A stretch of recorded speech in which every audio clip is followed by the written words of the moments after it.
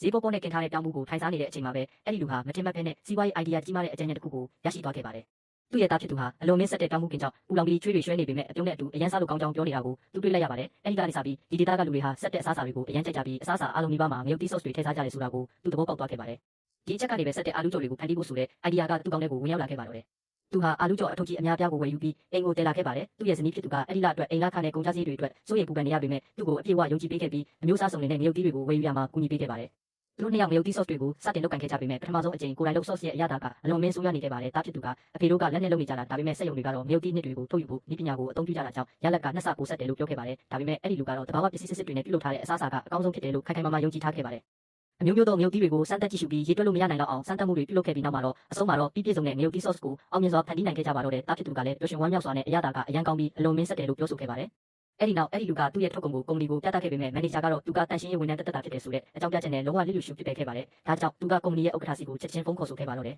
။ဥက္ကဋ္ဌကသူ့ရဲ့ဇလန်းကိုအလေးနဲ့ထားနားထောင်ခဲ့ပြီးနမူနာစမ်းပို့ပေးဖို့တောင်းဆိုခဲ့ပါတယ်။စမ်းသပ်စားသုံးကြည့်လိုက်တာနဲ့ဥက္ကဋ္ဌရဲ့မျက်လုံးတွေထဲမှာမျက်ရည်တွေချက်ချင်းဝဲတက်လာခဲ့ပါတယ်။အာလူးကြော်ကအရန်ကိုဆက်လုံးပေမဲ့အရသာကတော့အလွန်မင်းကောင်းမှုနေခဲ့ပါတယ်။နောက်နှစ်ပတ်အတွင်းစက်ရုံကိုလာရောက်ပြီးဆက်လက်လုပ်ဆောင်မယ့်ကိစ္စတွေကိုဆွေးနွေးသွားမယ်လို့သူကကတိပေးခဲ့ပါတယ်။ဒီသတင်းကိုမန်နေဂျာကြားလိုက်ရတဲ့အခါမှာတော့အလွန်အမင်းဒေါသထွက်သွားပြီးလူတွေရှိမှအဲ့ဒီလူကိုစူပူချင်းမောင်းခဲ့ပါတယ်။အကယ်၍ဥက္ကဋ္ဌသာဒီစက်ရုံအရှုံးပေါ်နေတာကိုသိသွားရင်စက်ရုံပိတ်သွားလိမ့်မယ်အားလုံးအလုပ်လက်မဲ့ဖြစ်သွားမယ်ဒီပြဿနာအားလုံးကမင်းရဲ့အမှားပဲဖြစ်လိမ့်မယ်လို့ပြောဆိုခဲ့ပါတယ်။အဲ့ဒီလူလည်းသူ့ကိုယ်သူတန်တရားဝင်လာခဲ့ပြီးစိတ်ကြလက်ပြက်နဲ့အိမ်ကိုပြန်လာခဲ့ပါတော့တယ်။ဒါပေမဲ့ဇနီးဖြစ်သူကသူ့ကိုအားပေးစကားပြောကြခဲ့ပြီးသူတေချာပေါက်အောင်မြင်ပါလို့ယုံကြည်ကြောင်းပြောခဲ့ပါတယ်။ဥက္ကဋ္ဌရောက်ရှိလာမယ့်နေ့မှာတော့အဲ့ဒီလူကတက်ရက်တဲ့ဝတ်စုံကိုဝတ်ဆင်ပြီးတင်ပြမှုပြုလုပ်ဖို့အတွက်စက်ရုံကိုရောက်ရှိလာခဲ့ပါတယ်။ဒါပေမဲ့သူ့မှာနည်းပညာဆိုင်ရာဝါဟာရတွေကိုနားလည်ကြောင်းဝင်မှုမရှိခဲ့ပါဘူး။ဒါကြောင့်စာမှုကိုဖယ်ရှားလိုက်ပြီးသူ့ရဲ့ရင်ထဲကခံစားချက်အတိုင်းစတင်ပြောဆိုခဲ့ပါတော့တယ်။စက်ရုံကဒရိုက်တာတွေကသူမပြေနိုင်တဲ့နည်းပညာဆိုင်ရာမေးခွန်းတွေကိုမေးမြန်းခဲ့ကြတာကြောင့်လူတွေကဝိုင်းဝန်းရင်မောခဲ့ကြပါတယ်။ဒါပေမဲ့ဘာပဲဖြစ်ဖြစ်ဥက္ကဋ္ဌကတော့ဒီထုတ်ကုန်အပေါ်မှာရင်းနှီးမြှုပ်နှံမှုဆုံးဖြတ်ချက်ချမှတ်ခဲ့ပါတော့တယ်။ထုတ်လုပ်ရေးလုပ်ငန်းတွေစတင်ခဲ့ပေမဲ့ပောက်တယ်တွေကအာလူးကြော်တွေကိုလုံးဝဝယ်ယူအားပေးခြင်းမရှိခဲ့ပါဘူး။ထုတ်ကုန်ကလုံးဝကိုကြာရှုံးသွားခဲ့ပါတယ်။ဒရိုက်တာကထုတ်လုပ်မှုကိုလက်ဆိုင်လိုက်ပြီးအဲ့ဒီလူကိုအိမ်မက်မက်တာရက်ဖို့ပြောဆိုခဲ့ပါတယ်။အဲ့ဒီလူလည်းစိတ်နှလုံးကြီးမွားသွားခဲ့ပြီးကိုဟာဘယ်တော့မှအောင်မြင်လာမှာမဟုတ်တဲ့လူသေးသေးလေးတယောက်သာဖြစ်တယ်လို့ခံစားခဲ့ရပါတယ်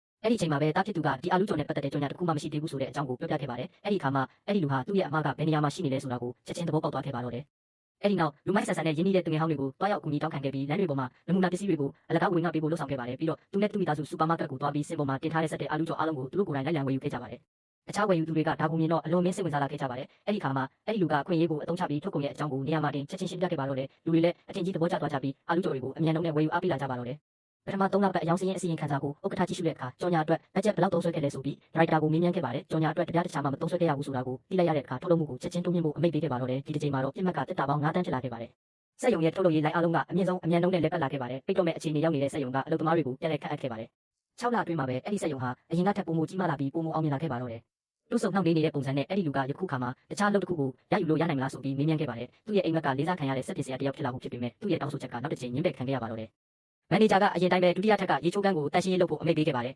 ။စိတ်မပါလက်မနဲ့အဲ့ဒီကိုတွားခဲ့ပေမဲ့အဲ့ဒီမှာရုံးခန်းတကားဝါတစ်ခုရဲ့ရှေ့မှာသူ့ကိုစောင့်ဆိုင်းနေတဲ့ဥက္ကဋ္ဌကိုတွေ့လိုက်ရပါတော့တယ်။ဥက္ကဋ္ဌကသူ့လက်တစ်ချိန်ကဆင်းရဲခဲ့ဘူးကြောင်းသူ့ရဲ့အိမ်မက်တွေကသူ့ကိုရှေ့ဆက်တက်လန်းနိုင်အောင်တွန်းအားပေးခဲ့ကြောင်းပြောပြခဲ့ပါတယ်။အဲ့ဒီနောက်ရုံးခန်းတကားဆိုမှာရွှေရောင်စီးပွားရေးကပ္ပ business တစ်ခုကိုထည့်သွင်းပေးခဲ့ပါတော့တယ်။